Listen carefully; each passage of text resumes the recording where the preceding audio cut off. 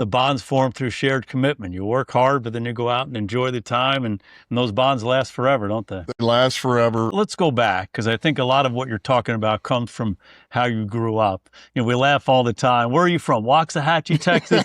Glen Rose? It turns out it's Morgan, Texas.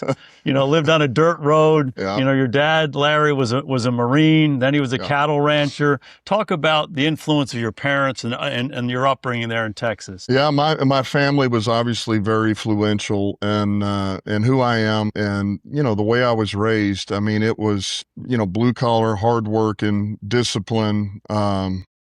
But there was a love too because of mom. You know, mom was she's very emotional, emotionally intelligent. Could really, you know, had these feelings, and I feel like I kind of, you know, I got some of her in me. Yeah. And then dad was the opposite of that, you know, but he was all about, don't make excuses for yourself. You got a job to do, make it the best job you can make it, be the most detailed, the most disciplined you can about it.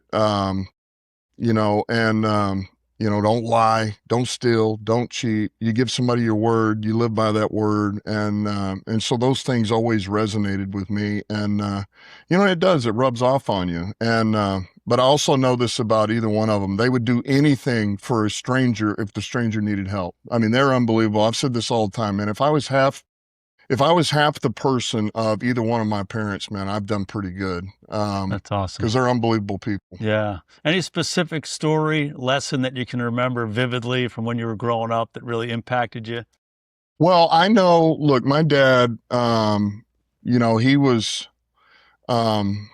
always wanted me to be prepared for the worst, you know, and he was kind of always like, hey, you take what's given, you worry about today, and you need to assume the worst is about to happen. That way you're prepared. It's just kind of how he was. Really? Like, you know, and if the good happens, that's a bonus. But you need to know that you always be prepared for something's going to happen, and what are you going to do about it? You know, you find a way to get through it, and it's not as bad as it appears to be. You think you may have it bad. There's people out there that got it a lot worse than you could ever even, you know, imagine you could have it. So, but I know this, it's a Sunday. So my dad on Sundays after church, that was the only time he would ever get off his feet. You know, he worked all the time, sun up till sundown. You already mentioned it. He was a rancher, worked the ranch. But it was track season. I was young. I was, you know, I was junior high, 7th grade, whatever that was. I'm trying to high jump. So I talked him into drive me into town. We're in Morgan. So drive me into the closest town, which is Meridian. And that was about 8 miles away. They had the bag set up. You know, they had the pole, like you just grabbed it from under the mats, the pads, and you could put it up on the stand. And so I said, Dad, will you take me over to Meridian? I'm going to high jump, you know, and he did. You know, he was like, okay, no problem. But if we do, make sure that, you know, you're going out there to get something done. I mean, that's basically like, okay, that's fine. But so I go out there and I put the bar up and I got it low, and the first one I hit the bar, you know, and so I'm already like, oh, you know. What are you doing? You a Fosbury flop? Yeah, no. Oh man, that's pretty good.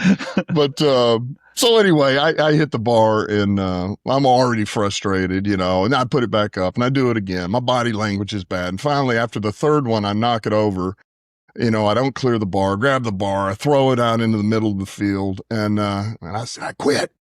And I just take off, you know, I'm just frustrated. And their track, it was cinder, you know, it's the old cinder. Sure.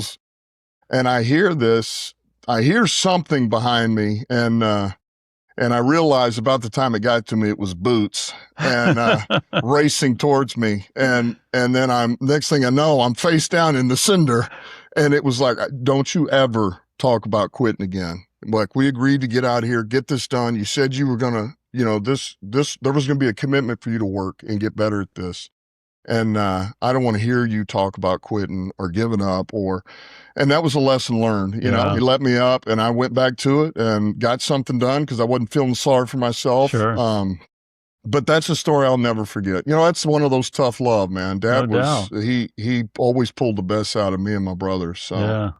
And it's vivid, right? It's vivid. It's a lot of years ago. I'll never ago. forget it. Yeah. I'll never forget it. And Dad was the right balance of discipline, but also Man, understanding, he got it.